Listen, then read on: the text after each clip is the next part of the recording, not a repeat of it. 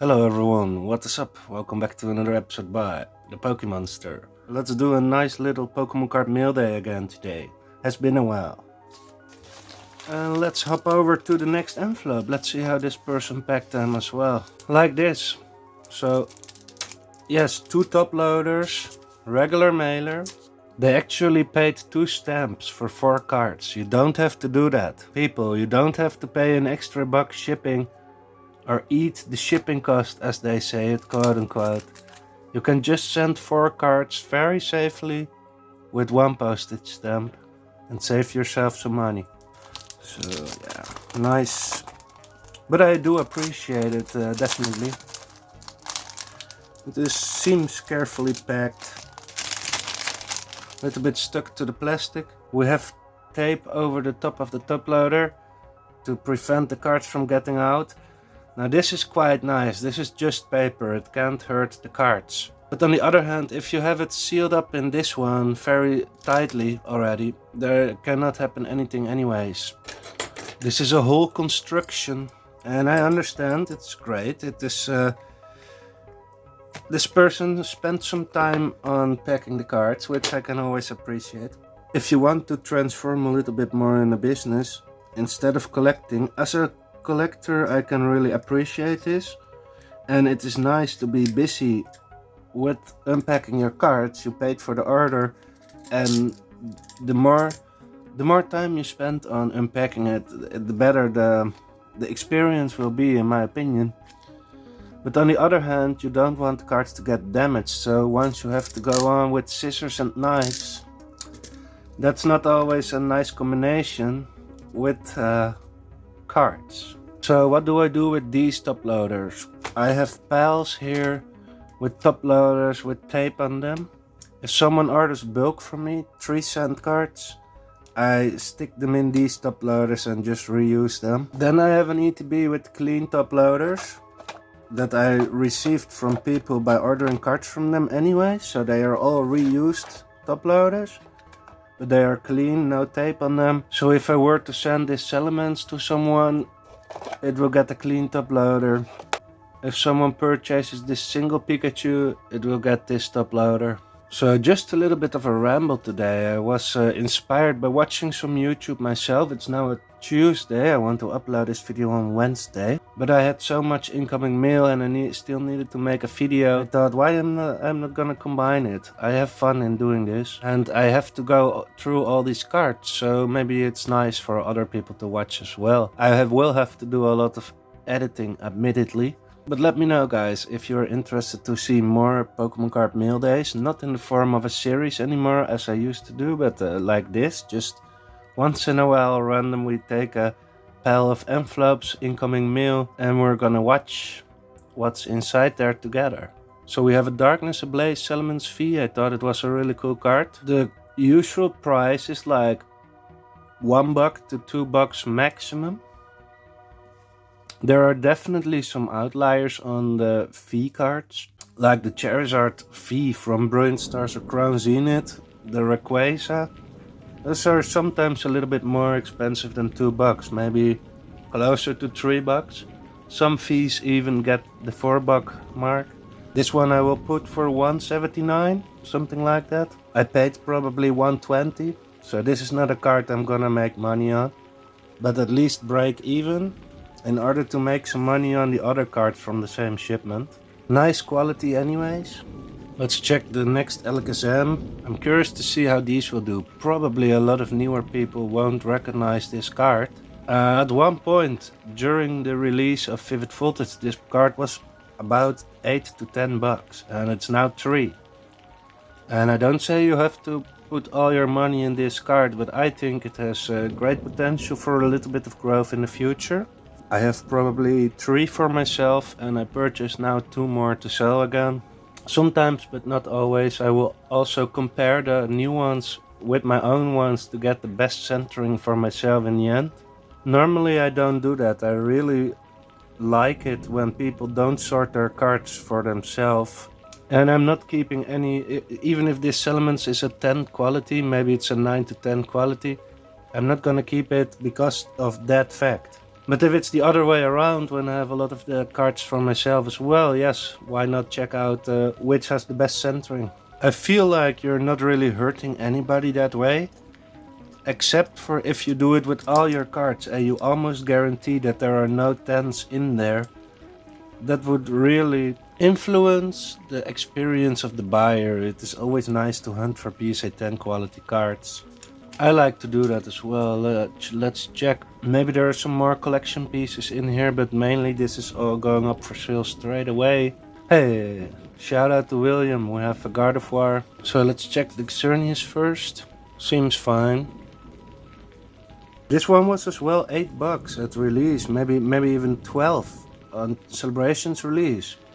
And I know not everybody is always interested to hear prices, but for me it's really fun to see you can now pick them up for $5 to $6 and they were double the price. It's not fun, to be honest, because I purchased this one for 12 as well, but I can now buy them for 5 to 6, sell them for 7 maybe. See, but on the other hand, it's very helpful. You can learn from it, from that experience, to have experienced that price drop, and now you see the market. And buying it for 5 to 6, selling it for $7, $8, well, that feels kinda good. As you know, it came from 12.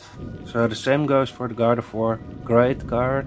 Seems in great condition as well. Relatively nice centering, no scratches, no edge wear, no whitening. So this one was probably $7 to $8 as well. On release, I remember paying about $15 for it. I'm gonna sell it for 8, probably, maybe 9, something like that. And I'm curious to see what Celebrations will do as we get closer to the 30th anniversary. So let's unbox one more envelope, and then we do some confirmation to the sellers again. Oh, this is something I don't like, guys. Look. There's hair on there, but it's also what I meant to show is that the sleeve is stuck actually in the tape. And if that was the card, if the card is stuck in the tape, then we might have some potential damage going on, and I have to be very careful as well with opening up this part of the packaging. I really dislike that. Still, I'm gonna give everybody a 10 for shipping today. I'm not really that easily giving a bad feedback, to be honest. Not on shipping anyways, except for when the card is ruined and I said the cards are damaged during the unpacking process or during transport process, and that's it. One time I had even one more of those sealed promos and it was also damaged, and he said return it to me and I'll give you a next one. So that was fine. Also perfect feedback. A lot of extra effort and work, and yet we might still see something new every time the top loader is now open from both sides. So what happens a lot with these cards, everybody knows it by now. I purchase a lot of these. Everybody knows that I purchase a lot of these trainer galleries. And what happens a lot of the times are scratches, or specifically whitening on one of the two sides due to a bad cutting in the factory, bad manufacturing. So today we have some damage here on the left upper corner, the both lower corners. You see what I mean, but sometimes it's way worse. But I will put this one in excellent, which means we throw the sleeve away immediately. As you can see, we have the replacement sleeve ready, and then we put on a green sticker for a little bit of whitening, just like that. Now we have our next card here, and it's not great, because what happened? You can see here on the left side of the card also whitening. Yes, I know it is manufactured. This is not plate whitening. This is really from the factory, literally. But still, it's whitening, and it's such an amount that it's not only one spot. So I will give this card a green sticker as well. A great Dunfin, a really old card, really great card as well. Purchasing for $3, selling for $4. Especially these people, I search for their entire Celebrations inventory and they only have these two. If I have a large Celebrations inventory, people can buy everything at the same person. You are basically able to ask a bit more of money compared to what you paid for it. That's a bit of the trade-off. You get a nice source with a nice reliable service, and you can get everything at the same person, and in exchange you pay a little bit more money. But the card quality is more important to me, at least, as the money. But when I purchase my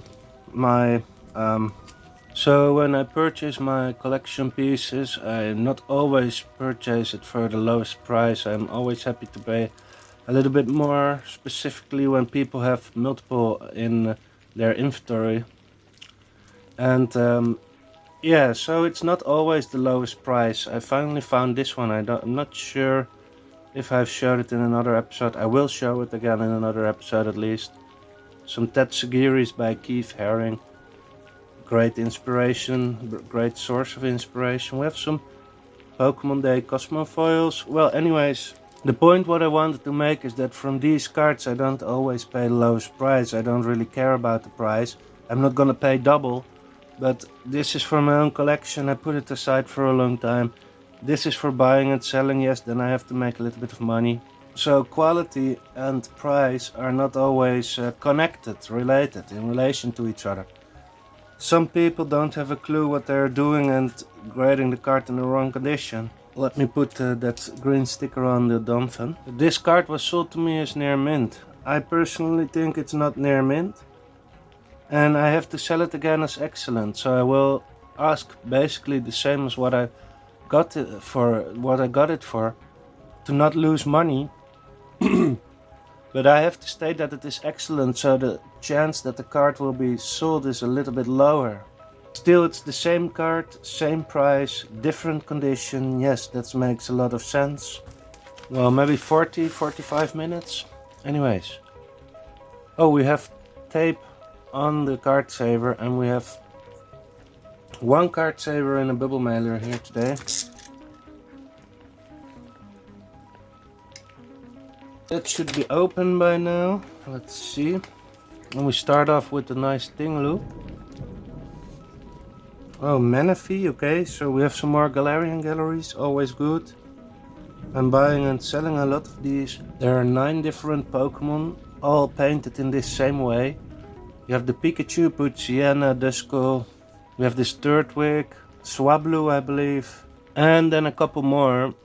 And I really like these artworks.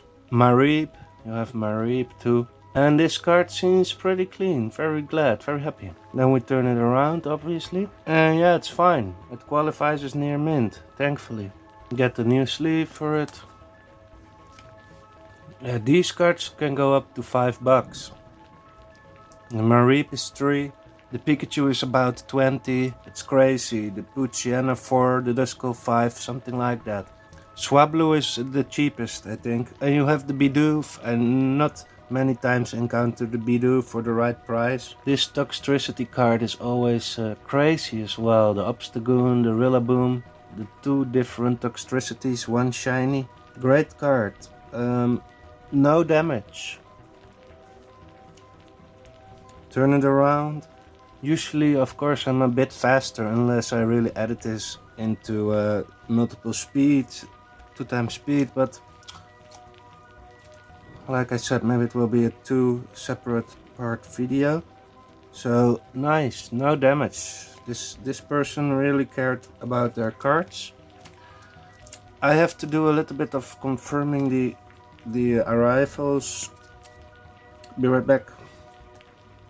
So the future editing Pokemonster is back, guys. Thanks everybody so much for watching.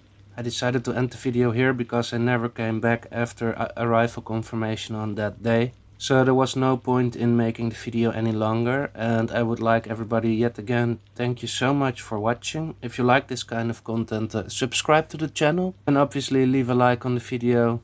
And with that said, I want to wish you all a wonderful day, and I'll catch you all on the next one.